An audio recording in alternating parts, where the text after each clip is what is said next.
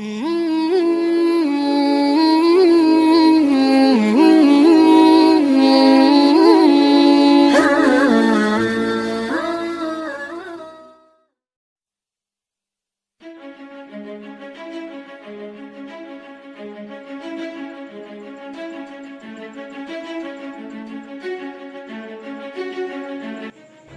besar Kiai Haji Maksum Jauhari alias Gus Maksum, salah satu tokoh Nahdlatul Ulama atau NU asal Kediri ini tak bisa dilepaskan dengan keberadaannya Ikatan Pencaksilat, Pagar Nusa atau pagarnya NU dan bangsa. Karena Gus Maksum yang juga cucu pendiri Ponpes Lirboyo Kediri, Kiai Haji Abdul Karim ini adalah pendiri Ikatan Pencaksilat NU Pagar Nusa. Pria kelahiran Kanirogo Kediri 18 Agustus 1944. Lalu ini sejak kecil telah memiliki kelebihan dan karoma. Di antaranya mampu melompat melayang dari satu tiang ke tiang yang lainnya di Masjid Kanigoro. Dia juga mampu berputar cepat di atas piring tanpa pecah, laksana gangsing, padahal waktu itu dia belum mahir ilmu silat. Sejak kecil Gus Maksum sudah gemar lelaku batin dan belajar pencaksilat, sehingga ketika beranjak dewasa dia lalu menelanjang buana ke beberapa daerah di Pulau Jawa untuk berguru ilmu silat dan kanuragan. Selain menguasai banyak aliran silat dengan sempurna, dia juga memiliki banyak kemampuan linue lainnya, sehingga nama identik dengan dunia persilatan, tenaga dalam, dan pengobatan. Konon, Gus Maksum juga pernah melempar seekor kuda seperti melempar sandal. Padahal waktu itu bobot angkatan beliau tidak lebih dari 20 kg. Kisahnya terjadi saat Gus Maksum masih remaja. Saat itu dia masih membantu salah seorang familinya untuk memasang sapi bajakannya. Ketika hendak memasang, tiba-tiba sapi itu mengamuk dan dengan cepat dan kuat menerjang ke arah dada Gus Maksum. Dengan refleks dia menangkis, sehingga apa yang terjadi membuat semua orang yang melihatnya heran, karena sapi itu terpelanting beberapa meter jauhnya.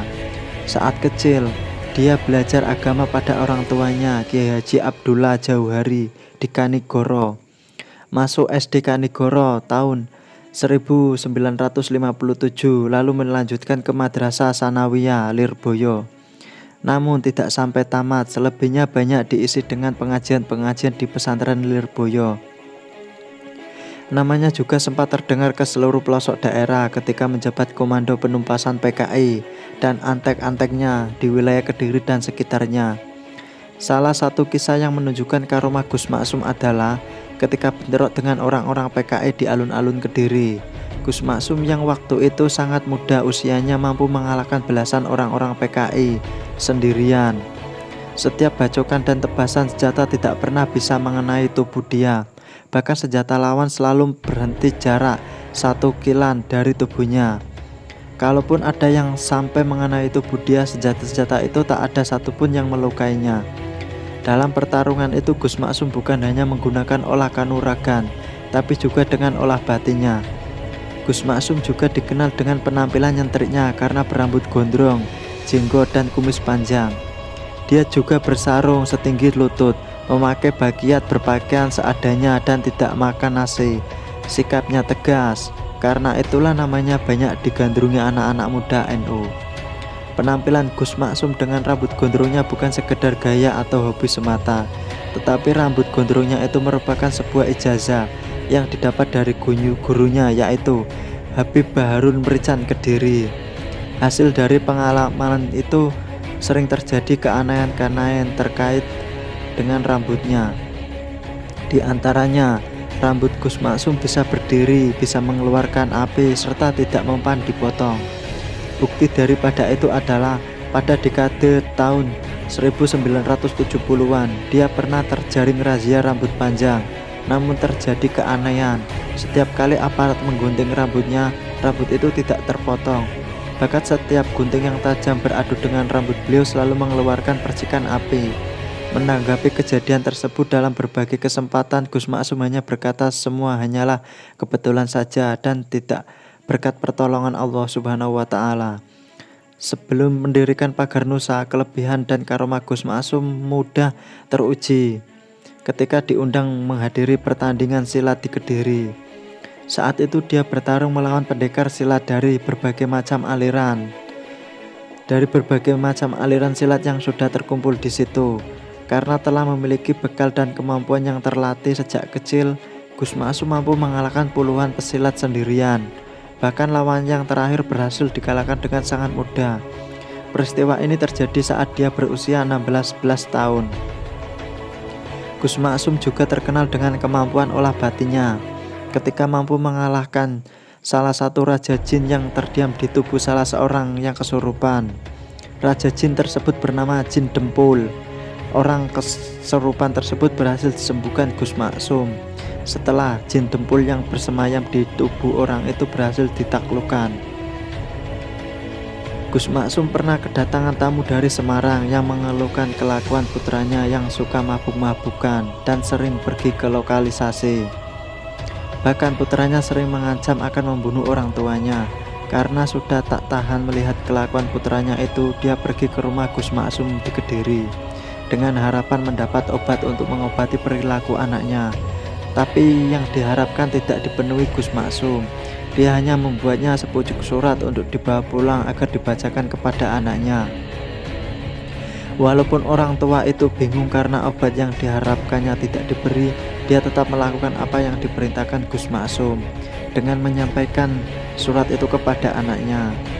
Dan begitulah setelah surat itu dibacakan kepada anaknya, dalam waktu singkat kelakuan anaknya yang sebelumnya tidak bisa dikendalikan perlahan berubah. Singkatnya, kelakuan anak itu tidak lagi nakal seperti dulu.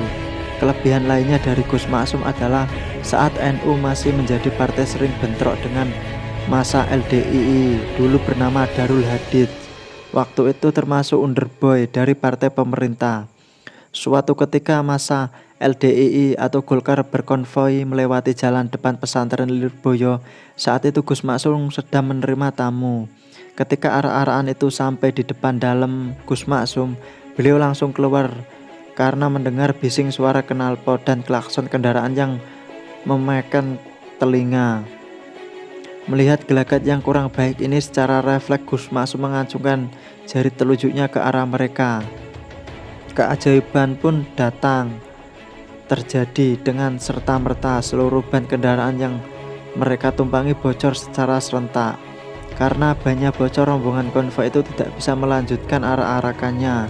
Akhirnya terpaksa mereka pulang dengan mendorong kendaraannya masing-masing. Kelebihan ini juga terbukti ketika dia diundang pengajian di daerah Sragen, Jawa Tengah pada 1999. Waktu itu tanpa ada sebab yang jelas, tiba-tiba ada orang yang menikamnya. Untungnya Gus Maksum tidak terluka sedikit pun. Hanya pakaian yang dipakai robek kena tikaman. Lalu pakaian itu pun beliau simpan karena pemberian dari salah seorang sahabatnya. Gus Maksum juga disebut kebal terhadap santet. Sudah tidak terhitung banyaknya dukun santet yang pernah dihadapi. Sejak kecil Gus Maksum sudah terbiasa menghadapi berbagai macam-macam aliran ilmu santet. Beliau juga tidak segan-segan untuk menantang para dukun santet secara terang-terangan. Hal ini dilakukan karena menurut Gus Maksum termasuk kemungkaran yang harus dilawan. Kekebalan Gus Maksum terhadap santet juga sudah pembawaan sejak lahir, karena dia masih keturunan Kiai Hasan Besari Ponorogo.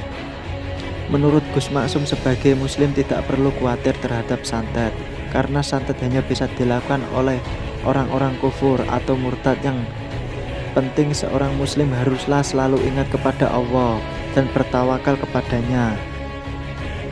Di antaranya pengalaman Gus Maksum mengenai santet diantaranya dialaminya ketika menginap di Desa Wilayu, Genteng, Banyuwangi. Sekitar jam 1:30 malam, saat hendak istirahat, tiba-tiba dari arah kegelapan muncul bola api sebesar telur terbang menuju ke arah pahanya. Dengan santai Gus Maksum membiarkan bola api itu mendekatinya. Ketika bola api itu sampai ke paha, dia cuma tanya, "Banyolta mau bercanda ya?" Ketika itu juga bola api itu melesat pergi di tengah kegelapan malam. Satu lagi kejadian yang pernah dialaminya ketika bermalam di desa Keraton Rangga. Saat Gus Maksum beristirahat, dia didatangi kera jadi-jadian yang berusaha mencekiknya. Tapi usaha itu dibiarkan saja. Setelah beberapa lama Baru ditanya Gus Maksum, "Mau main-main ya?" Langsung saja kera itu lalu menghindar dari Gus Maksum. Sebagai pentolan utama NU, Gus Maksum selalu sejalur dengan garis politik NU, namun dia tak pernah terlibat politik praktis, tak kenal dunialisme, duifungsisme. Ketika NU bergabung ke dalam PPP atau Partai 3, maupun ketika PBNU mendeklarasi bergabung dengan PKB, Gus Maksum selalu menjadi jurkam nasional yang menggetarkan podium. Namun dirinya tidak pernah mau menduduki jabatan legislatif ataupun eksekutif. Gus Maksum wafat di Kanirogo pada 21 Januari 2003, lalu dimakamkan di pemakaman keluarga pesantren Lirboyo dengan meninggalnya